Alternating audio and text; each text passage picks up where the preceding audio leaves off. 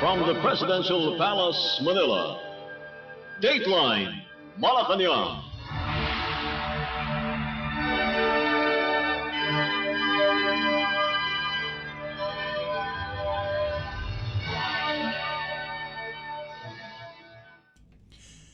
Good day.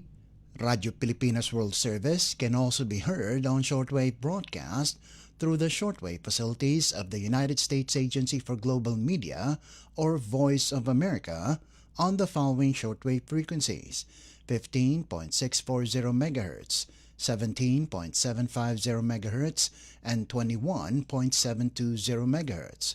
I'm your host, Leo Magpayo, and this is Dateline Malacañang.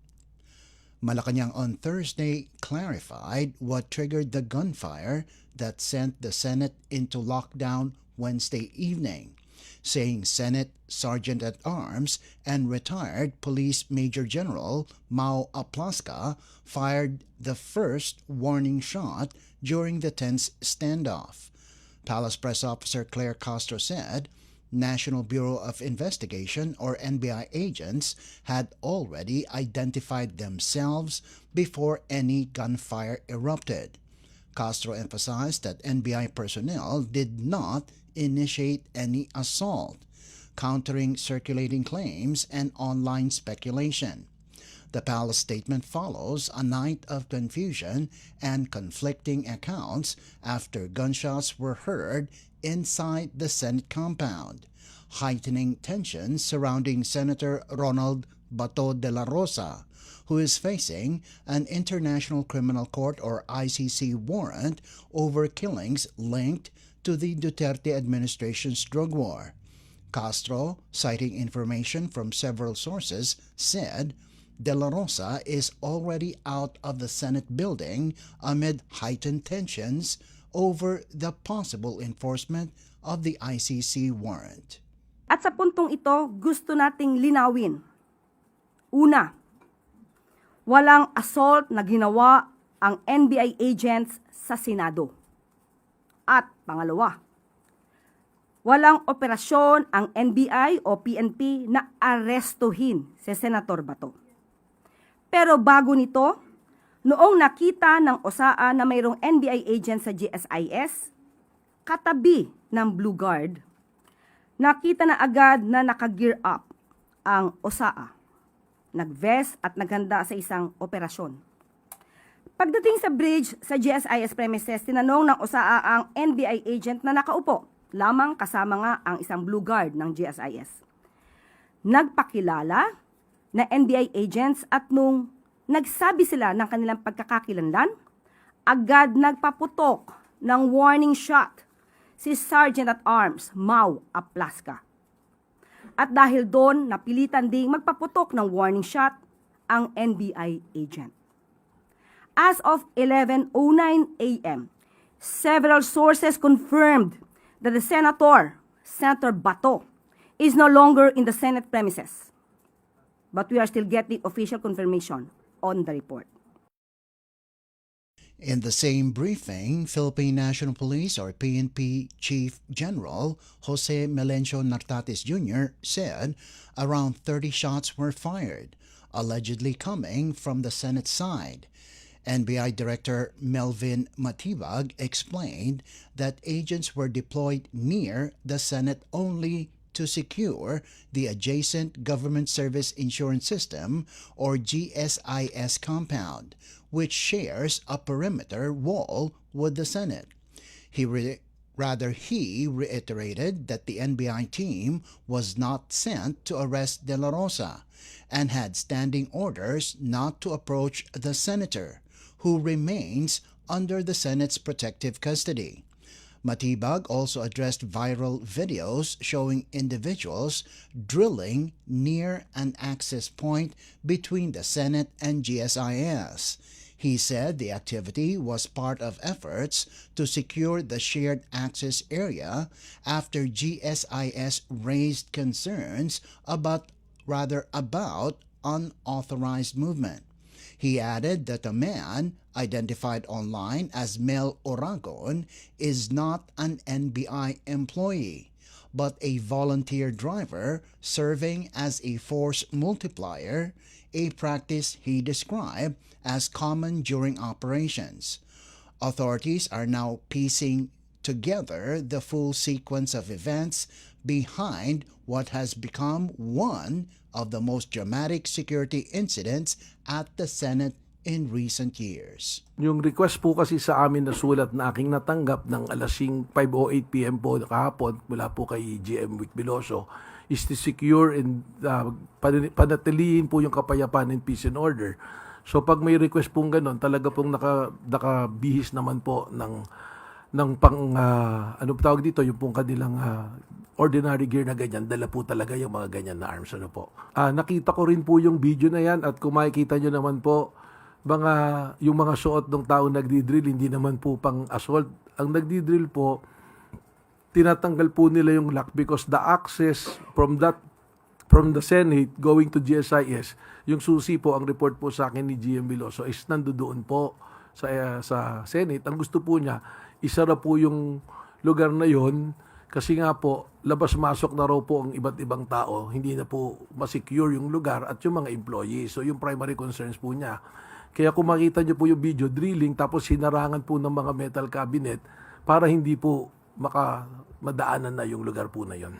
Well, sa ngayon po, when binalidate po namin yung pong aming records ng aming po mga ahente at mga employees, siya po ay hindi po opisyal na empleyado ng NBI. Ngunit nung akin pong nagkaroon na po ako ng sariling investigasyon, lumalabas po na siya ay parang volunteer kasama po ng mga ahente po. No? Doon po sa katanungan kung alaw humawak ng baril, yun po kasi yung nakita na naglalakad, pinahawak. Pero yung actual naman po na pangyayari, wala naman po siyang access po dun sa baril na hawak-hawak po niya. Sa driver po ng grupo po, yun po yung report sa akin ng mga NBI. But officially, he is not a member or employee po ng National Bureau of Investigation. Kasi po sa mga operation po namin, just to educate po ang ating pong publiko, lahat po, pag operations po kasi, meron po talaga mga tinatawag na force multipliers, yung mga volunteer po. Para po kasi sa kakulangan po ng tao, tsaka meron po din kami tinatawag na mga alpha or assets, yan po na rin yung mga ginagamit namin to solicit intelligence report po para sa aming mga operations po. Was National Bureau of Investigation Director Melvin Matibag. Dateline Malacañang. Meanwhile, Philippine President Ferdinand R. Marcos Jr. has ordered a fair, truthful, and comprehensive investigation into the gunfire that erupted inside the Senate complex Wednesday evening, an incident that unfolded amid tensions surrounding Senator Ronald Bato de la Rosa and the International Criminal Court or ICC warrant issued against him. National Bureau of Investigation or NBI Director Melvin Matibag said the president convened top security officials Thursday morning for a full briefing. President Marcos, he said, directed authorities to ensure the probe is truthful and fair and to determine who may have had lapses or should be held responsible. Siguraduhin ng investigasyon ay makatotohanan at parehas at lumabas kung sino talaga ang mga may pagkukulang at kung ano talaga ang may mga pananagutan at siguraduhin tawagin at pananagutin yung mga taong may dapat panagutan sa pangyayari pong ito. Net went into lockdown Wednesday evening after gunshots were heard inside the compound. The situation quickly escalated amid swirling reports involving De La Rosa, who remains under the Senate's protective custody. In the same palace briefing, Palace Press Officer Claire Castro said initial information from the NBI and PNP indicates that Senate Sergeant-at-Arms Mao Aplaska fired the first warning shot after NBI agents identified themselves near the Senate perimeter. Castro reiterated that NBI agents made no assault and were only responding to a request from the Government Service Insurance System or GSIS to help secure its adjacent property. PNP Chief General Jose Melencio Nartates Jr. said investigators are still determining whether the incident involved an actual exchange of gunfire or a series of warning shots. Nartates added that while the president did not impose a deadline, he ordered agencies to mobilize all resources to clarify the competing narratives. Okay.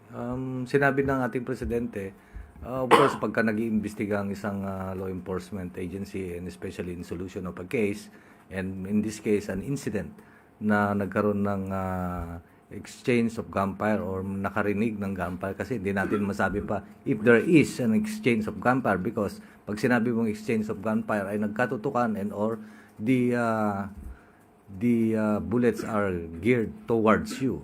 So, yun ang tinitignan natin sa katulad ng sinabi ng ating kapatid dito na kung ang appreciation is staged ba or nagkaputukan na magkasakitan. So, we are doing that. And I'm enforcing all the resources, necessary resources to speed up and resolve this incident.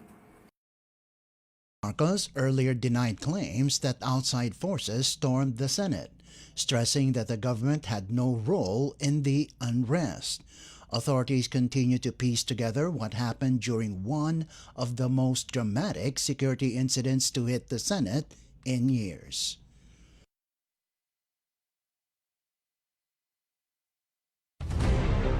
Dateline Malacañang. Malacañang is firing back at Vice President Sara Duterte, dismissing her latest accusations of a supposed plot to extend President Ferdinand R. Marcos Jr.'s term through charter change as baseless and substantiated. Palace Press Officer Claire Castro said the Vice President's claims do not merit serious attention. In a statement, Castro said it is even more shameful at this point to comment on the baseless and unsubstantial statements of the Vice President. Duterte earlier alleged that recent political developments, including the impeachment case against her, the enforcement of International Criminal Court or ICC arrest warrants against her allies, and rising political tensions were part of a coordinated effort to weaken the opposition and pave the way for constitutional amendments that would allow President Marcos to stay in power beyond his 6-year term. She also pointed to the president's recent Bloomberg interview, claiming his remarks on charter change signaled an intention not to step down. The palace rejected those assertions, calling them misinformation and disinformation. Castro said what the country needs is a public servant who truly serves the country and the people, not someone whose only skill is creating intrigue and spreading fake news. Malacañang maintained that the administration is focused on governance, not political intrigue, and reiterated that Duterte's allegations have no factual basis. Dateline Malacañang. In the meantime, Senator Risa Ontiveros is pushing back against attempts to link minority senators to the turmoil surrounding the reported effort to arrest Senator Ronald Bato de la Rosa and the security breach at the Senate, saying the incident is now being used for political spin. Ontiveros stressed that minority lawmakers, their staff, and Senate employees were no longer inside the building when gunfire was reported on the night of May 13th. The session had already adjourned, she said, and she herself had flown to the province for a scheduled engagement. A Senate Secretariat source earlier confirmed that De La Rosa left the Senate complex at around 2:30 in the morning, hours after the reported shooting. Senate security officials, the source added, were still awaiting guidance from Senate leadership on whether to issue an official statement. Ontiveros lamented that the Senate, which she called the People's House, became the scene of a shooting incident, saying the chaos undermined public trust in the institution. She urged De La Rosa to cooperate with authorities regarding the warrant against him to prevent further escalation inside or outside the Senate. Dateline Malacañang. A top official of the Philippine Military Academy Alumni Association Incorporated, or PMAAAI, is urging its members to stay calm, united, and non-partisan as tensions rise over the impending arrest of Senator Ronald Bato de la Rosa, who is wanted by the International Criminal Court, or ICC, for alleged crimes against humanity. PMAAI Chair and Chief Executive Officer Ricardo David of PMA Class of 1977 issued the appeal in a statement posted on the group's Facebook page. De La Rosa, a member of PMA Class of 1986, had earlier appealed for help from fellow PMA graduates amid reports of an attempt to arrest and transport him to The Hague.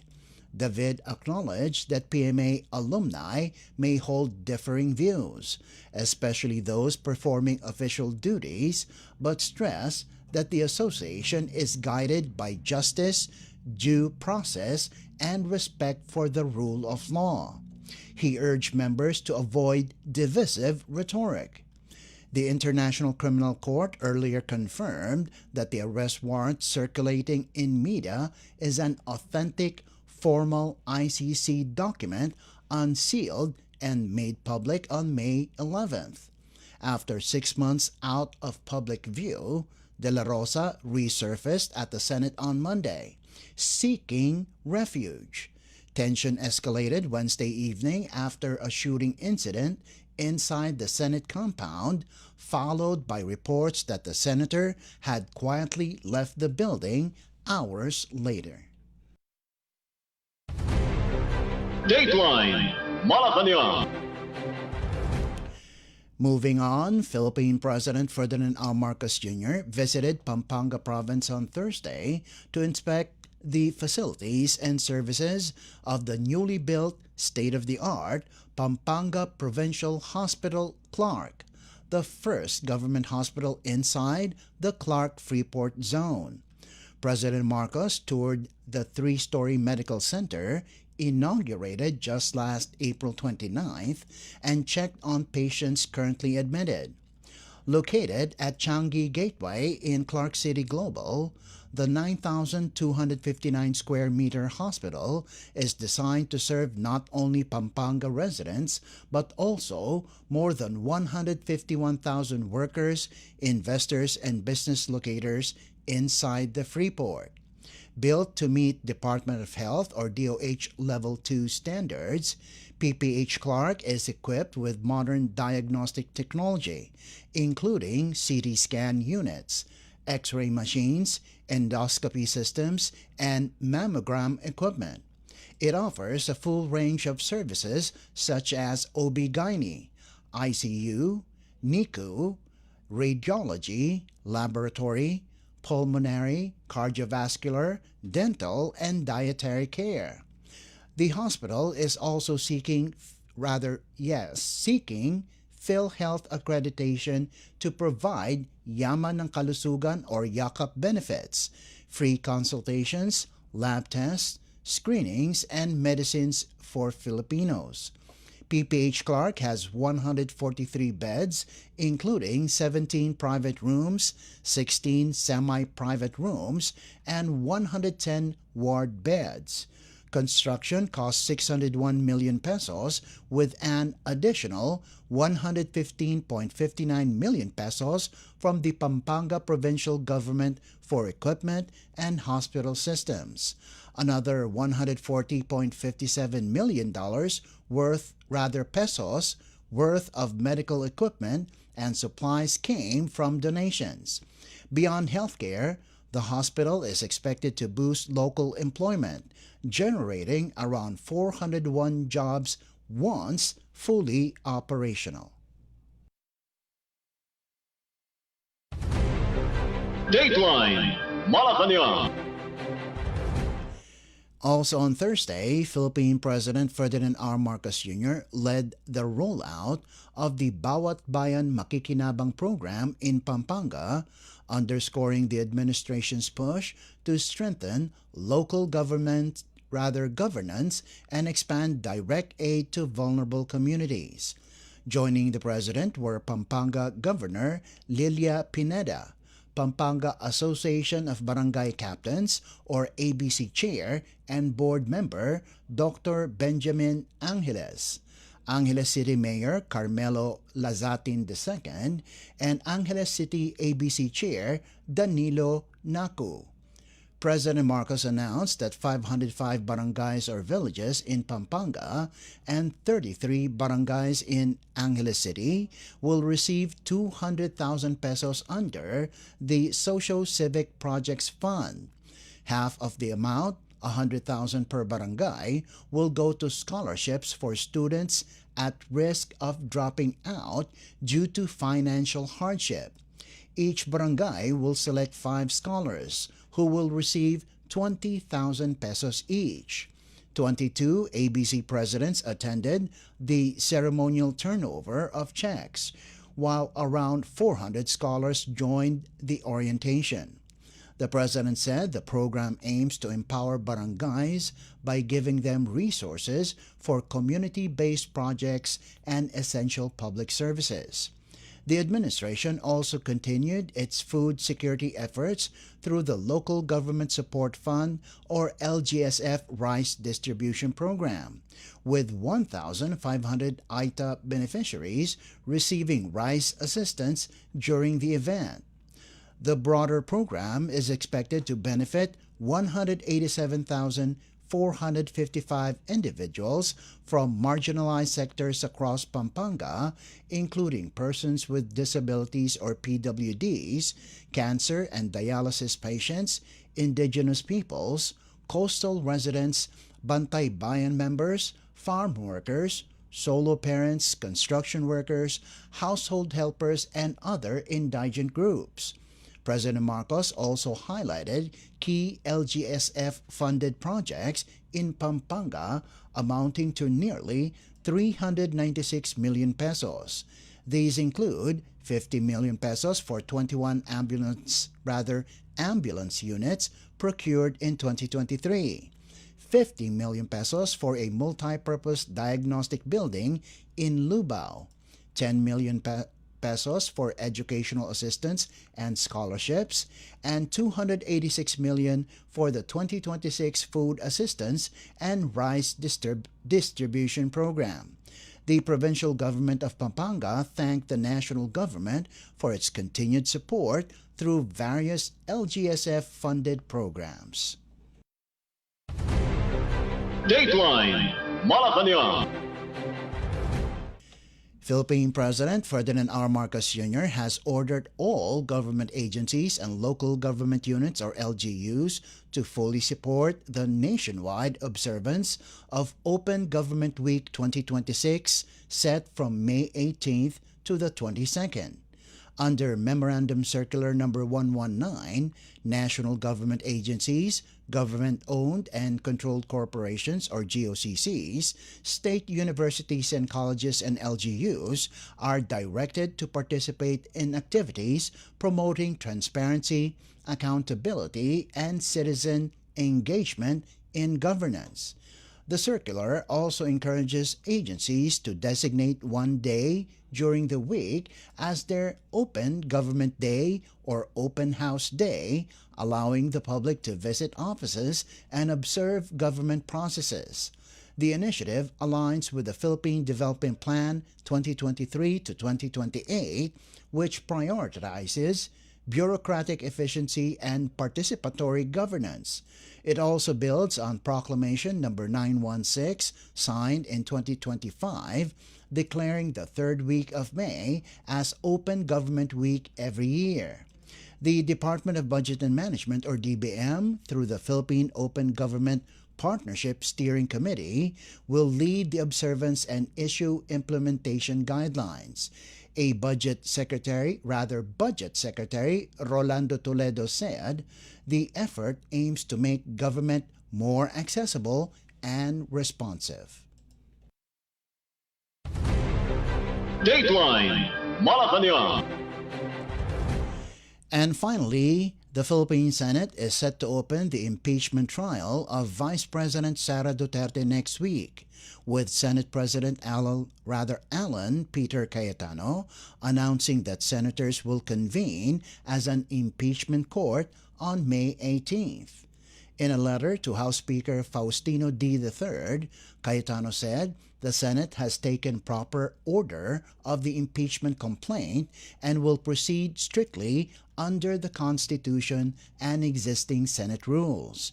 He said the Secretariat has been instructed to place the articles of impeachment in the calendar for ordinary business for referral to the impeachment court, which will convene at 3 in the afternoon on May 18th or at the earliest possible time. Cayetano added that the majority bloc sees no need to amend impeachment rules, warning that any revisions would require publication and could delay the process. Under the outlined process, senators will first convene as an impeachment court. Cayetano will then take his oath as presiding officer, followed by the oath-taking of the 23 senator judges. The Senate will then issue a summons to the Vice President. Cayetano stressed that the timeline will follow constitutional and procedural requirements. He noted, however, that the length of the trial will depend on the number of witnesses and the volume of evidence presented by both sides. Cayetano also acknowledged the need to balance the impeachment trial with ongoing legislative work, given urgent national concerns and pending measures requiring Senate action. He said discussions within the majority bloc show broad support for proceeding with the impeachment trial, with no senator in the group expressing opposition. Dateline Malacañang. Before we conclude our program, Radyo Pilipinas World Service of the Presidential Broadcast Service can be heard over the following shortwave frequencies: 15.640 MHz, 17.750 MHz, and 21.720 MHz. Radyo Pilipinas World Service is also live on audio streaming. Just download Evox PBS Receiver on your Google Play Store or the App Store from your Apple phone. You can also visit our Facebook page and YouTube channel. Just type in and search for Radyo Pilipinas World Service. Kindly subscribe, like, and share our posts as well. And that concludes this edition of Dateline Malacañang. For Radyo Pilipinas World Service, this is Leo Magpayo. Good day and stay safe. From the Presidential Palace, Manila, Dateline Malacañang.